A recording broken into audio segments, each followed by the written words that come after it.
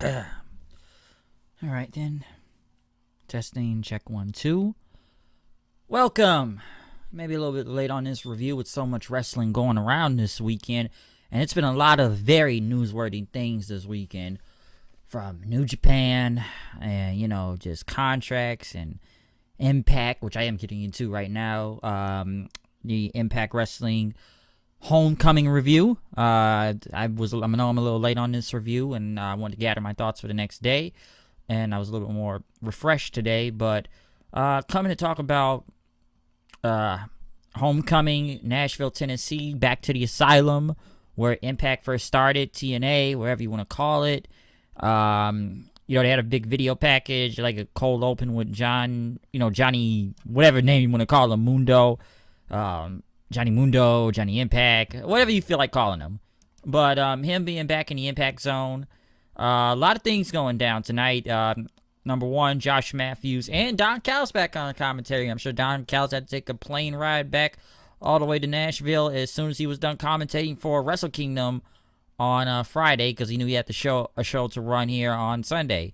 But being back in Wrestle Kingdom, not Wrestle Kingdom, but Nashville at the Asylum, we first kicked it off with an X Division match, the Ultimate X match for the vacant X Division Championship, which actually took the old school setup of the X Division. Hello. Yeah. Do you have their cigarettes? No. They were in the package No. in my purse. Nope. I don't have no cigarette break. Goodbye. But yeah, like I said though, Ultimate X match, actually covering about the old school Ultimate X when they first started anyways in Impact. Number one, it was Jake Chris, Ethan Page, Rich Swann, and Trey Miguel. Pretty hot opening to start off the show. I'll say that from number one. Lots of crazy spots in this fucking match. Number one, Callis, which I didn't really know if that was true or not, but back in, when Impact first started, or Cyrus, whatever you want to call him back then, he was the one that came up with the X Division, but the Ultimate X match itself. A lot of crazy spots on here with pretty much all four guys trying to, climb at one point, but, one thing, Miguel pretty much hit a damn moonsault off the, off the cables above it and everything on Ethan Page onto the floor. God, where are the spots where I begin in this thing? Ethan Page flying off the thing, even jumping off the Ultimate X onto all three guys to the ground. Page spearing Jake Chris off the top rope onto the floor from the Ultimate X thing. Swann was in there with Miguel. Miguel hit a Hurricane Rana, but Swann, he landed on his feet, and pretty much he went up for the belt. Miguel didn't really know, so he got on the opposite cable, but Swann was already ahead of him.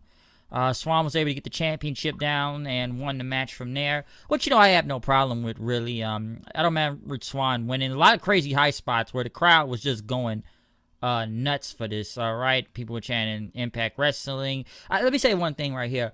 It was a full house in Nashville. It was an Impact. It was live. The crowd was with it. People were loving what was going on. They put on some pretty good chants tonight, too. I will say that. So, I did like where they were going tonight with this. Yeah, I did like where they were, they were going with this, though, with, Impact. Excuse me, I may have said my same words a little bit too much. I saw something real quick. But like I said, the crowd was really hot tonight. X Division, great way to start off the show. I know it was to pretty much fill up the vacant championship because of,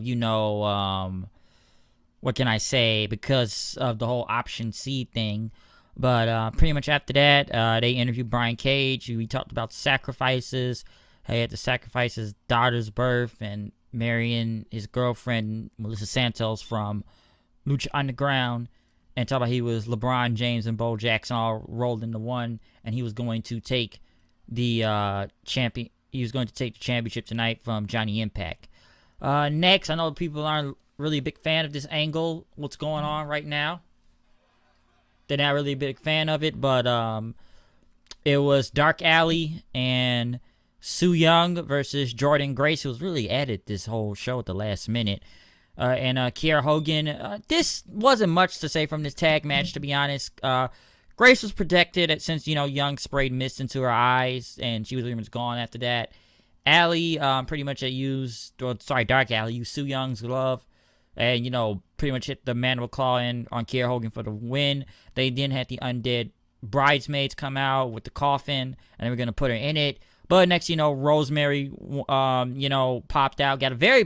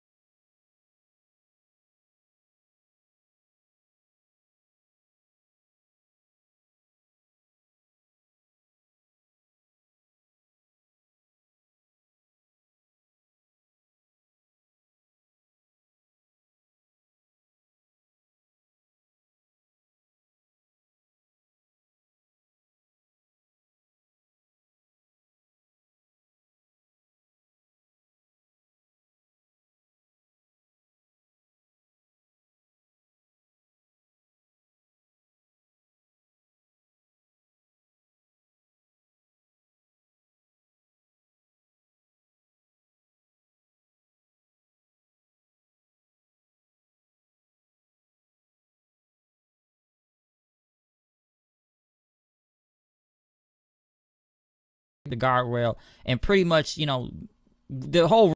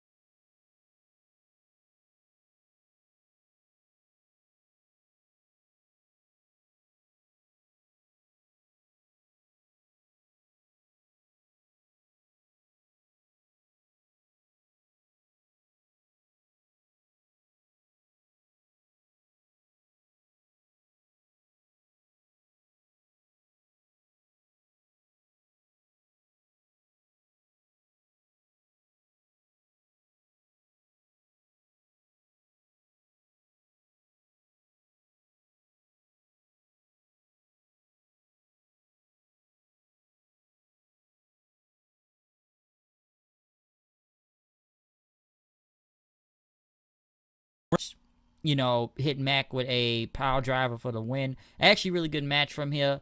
So Callahan pretty much, like I said, Callahan pretty much a good win for him. I guess for OVE. I'm sure this feud is gonna continue on between him and the Mac. I'm assuming this is gonna keep going on throughout time, maybe, because I'm still trying to see where this story is going on. Because he won't hit Rich Swann, but he'll attack. Like I said, he'll attack not Rich Swann, but yeah, he won't attack Rich Swann on there. But you know, him and the Mac keep going at it. But it's actually a really good match though. A Monsters Ball match, Abyss versus Eli Drake.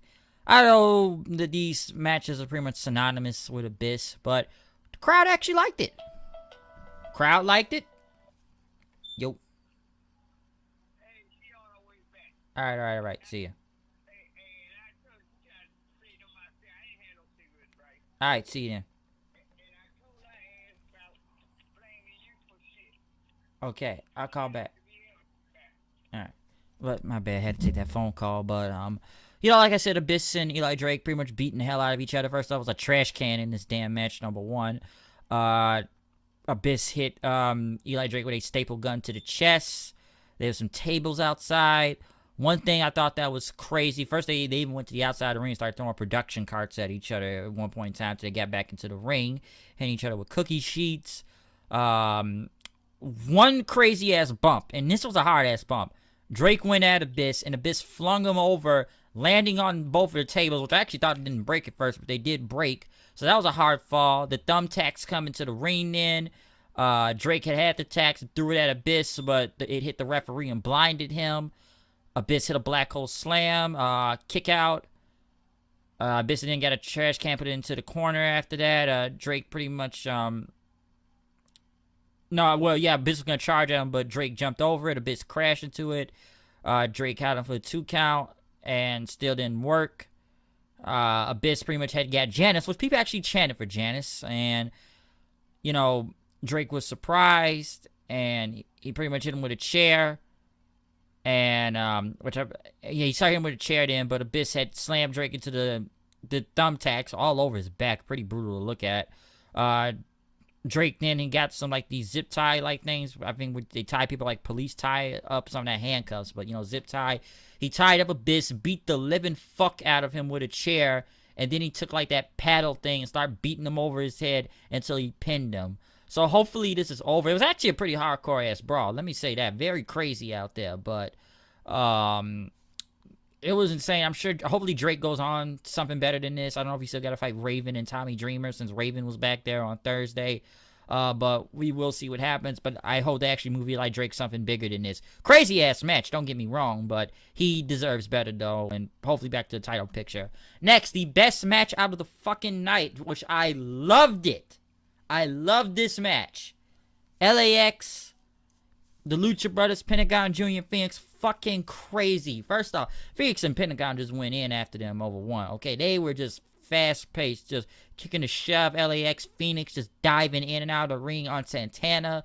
Pentagon, there was even holy shit, this was one of the best matches that was fucking, and I'm trying to remember all the fucking spots, but the best spot I saw out of there was when Ortiz hit a like splash on Phoenix, and then fucking Pentagon jumps over him and hits a Canadian Destroyer on Santana, which there was a "This is awesome" chant. Both these guys, insane. Pentagon, what else? Yeah, I think he had a pin, and LAX came in and just hit him with a street sweeper, I believe, after that. There was like a crazy-ass double stomp that Phoenix gave it and broke up the pin. There was a "Fight Forever" chant. Pentagon had both guys set out to the ring like this, sitting down, and like Phoenix did like a suicide ab, and Pentagon like threw him into it. Like the shit was in crazy. Okay, so many fucking spots I can't even name, but I love this match. It was the best match out of the night. LAX did hit the street sweeper on Phoenix for the win. Conan came out after that, and you know, after what he saw right here, he thought they was going to separate it with personal from professional, but you guys were able to do it. You put on a hell of a match, and he celebrated with both of them. This was great. It lived up to the hype. I was waiting for it. Hey, you may want to put that down for a match of the year category right now. Hell, give that match again. I hope we see more of these matches. I hope you give it another 10 minutes. Make it more insane. These guys, all four of those guys were fucking great. That's how great. I love that match. Tessa Blanchard went against Taya Valkyrie for the Knockouts Championship. Gail Kim was the special referee. Not a bad match. I did like it, but I don't think people didn't like the finish coming up.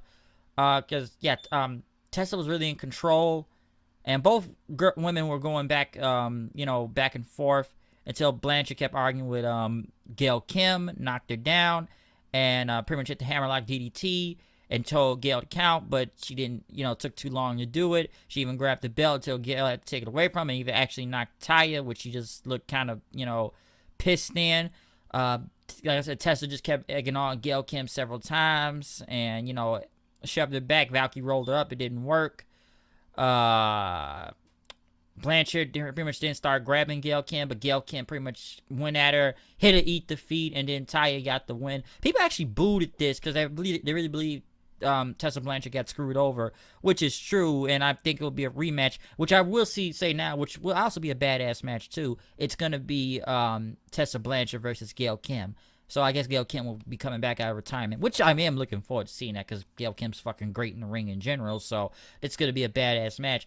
I don't think people really with Taya's win. I'm sure we'll see a rematch for the championship because they did believe she got screwed over. So yeah, one thing they did announce tonight, and I think this does help fans a lot. Listen, no one does have that damn Pursuit channel. I'm sure a lot of people don't have this hunting channel. So at least they simulcast it, putting it on Twitch on Friday nights. So that's good, and that's real good, to be honest, because everyone doesn't have that channel. It's like with Destination America Pop TV. I don't know if a lot of people have the channels, and especially this Pursuit channel, this hunting channel. Who the fuck really had this channel? Let's be honest here, people. Who really does have this channel? If you do, good for you, but at least just simulcasting with Twitch on Fridays. So that's a step in the right direction. Main event time: Johnny Impact versus Brian Cage for the World Heavyweight Championship. The Survivor cast was out there. This was a good match, and I did like this match to the end, which people actually chanted TNA at one point throughout this match too. But these guys went at each other. Johnny Impact trying to fight off Brian Cage, the big guy. Fucking hit him with a crazy ass discus forearm, number one. These guys just were going in at each other. Cage had hit an F5 but didn't get it. He hit him with a fucking buckle bomb, went for the Weapon X, but Johnny countered it in after that. He took down Cage, and he was able to hit a Starship Pain, but still did not work. Cage hit like 3 power bombs, still didn't work, still kicked out after that. And what did he hit Impact with? I think not he hit him with the drill call, but after those power bombs, he had his foot on the ropes then, and pretty much Cage was out of ringside. And this is where the screwy finish, what people didn't like. The Survivor guys, someone got involved when Cage pushed one of them, and the referee was distracted.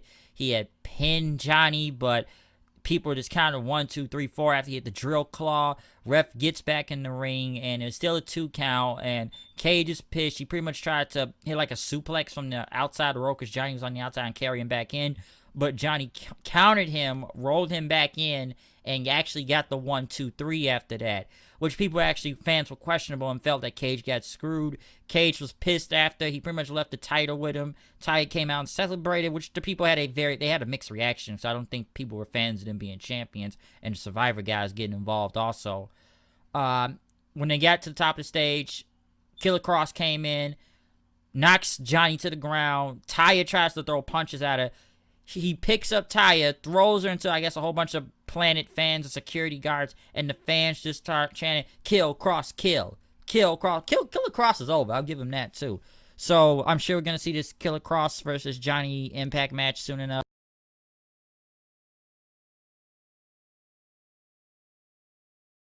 What the fuck? Well, I don't know, but we'll see what happens after that. Sorry, someone was messing up there for a second, but this pay-per-view, I liked it. It wasn't the best pay-per-view. It's not Slammiversary or anything, but I did enjoy this show overall. I still think the best match was LAX and Pentagon and Phoenix. I still think there was some really good matches. I was a fan of the Mac and Callahan. I love the Ultimate X match. I did like the main event, other than the finish, which just kind of took it away. I did not like that. Even Tessa kind of losing the championship, so there were 2 new champions crowned tonight. It was actually good to see Rosemary back on TV again. So it was actually a really good quality pay-per-view. not a bad show, all right? It really wasn't. It wasn't a lot of screwy bullshit going on. I didn't like the ending just because they tried to get the celebrities involved a little, but I did overall like the show still. I did like it. So it's actually a pretty good pay-per-view to, really good. And they were actually in the Asylum. Crowd was hyped. They were hot throughout the entire night. And it was actually really good. It actually really good quality pay-per-view. Do I think it was better than Slammiversary? No. Do I think it was up on the level of Bound for Glory? In some level, yes. But we'll see what happens after that. But I did enjoy the show tonight. Comment, subscribe. Tell me what you actually thought about Homecoming tonight. Did you like it? Did you hate it? What was your favorite match tonight? Tell me, what do you actually think about Homecoming? Was this actually a really good pay-per-view for Impact? And what do you think about your TV deal? Tell me what you think about Pursuit Channel and all that too. But I'm out of here. I'll see you guys later. Peace out.